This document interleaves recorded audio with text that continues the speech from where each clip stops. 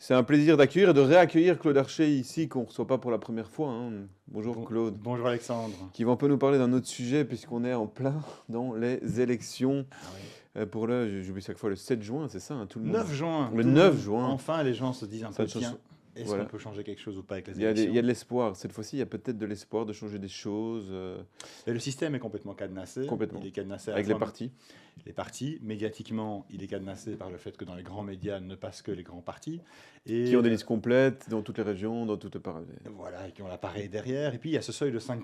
Le gros problème, c'est ce seuil de 5% est quasiment infranchissable pour des petites listes citoyennes qui commencent.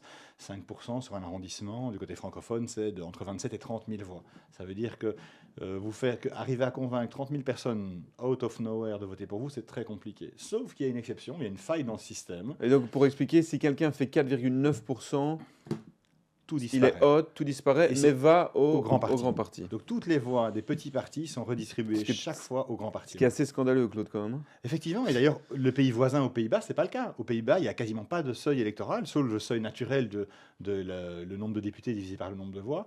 Donc aux Pays-Bas, vous avez des nouveaux partis qui se créent tout le temps. On l'a vu encore là maintenant. Et en Belgique, ça a été cadenassé. Vraiment. Pas de possibilité de coalition post-électorale, excuse-moi, pas de possibilité de faire un parti qui ferait 4,9 et un autre 4, on peut pas les mettre ensemble après. Non, ça doit faire avant et seulement à Bruxelles. Attention, seulement à Bruxelles. Donc il faut savoir que tout ce qui est 5% de la population belge, c'est énorme. Et donc ce seuil est vraiment quasiment infranchissable. Le seul endroit où il y a une faille, c'est à Bruxelles, du côté néerlandophone. Le système d'apartheid belge fait que une voix, un homme, une voix n'est pas valable à Bruxelles. À Bruxelles, c'est un homme, une voix qui fait 8 voix du côté néerlandophone. Donc si un francophone vote du côté flamand à Bruxelles, sa voix est multipliée par 8. Pourquoi?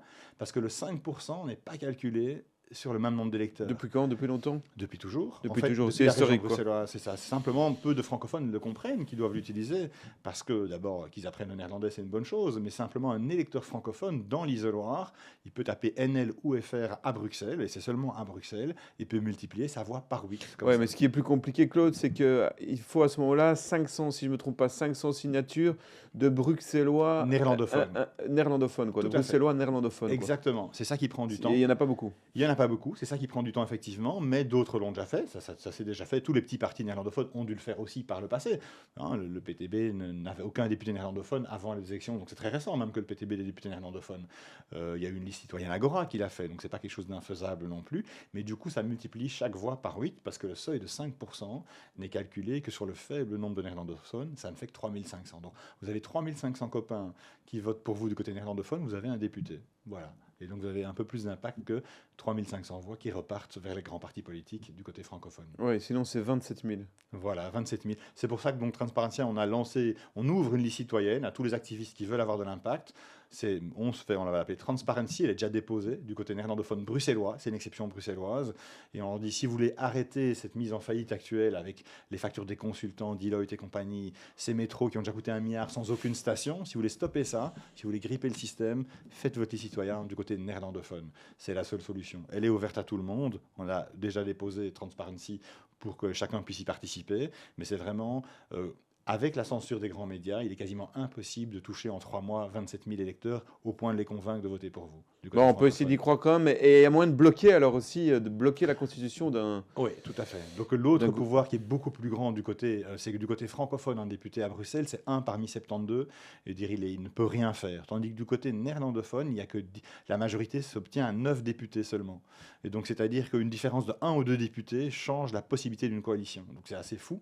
Par exemple, si vous injectez simplement 10 000 francophones sur 600 000 électeurs qui votent du côté néerlandophone, ça fait 3 députés.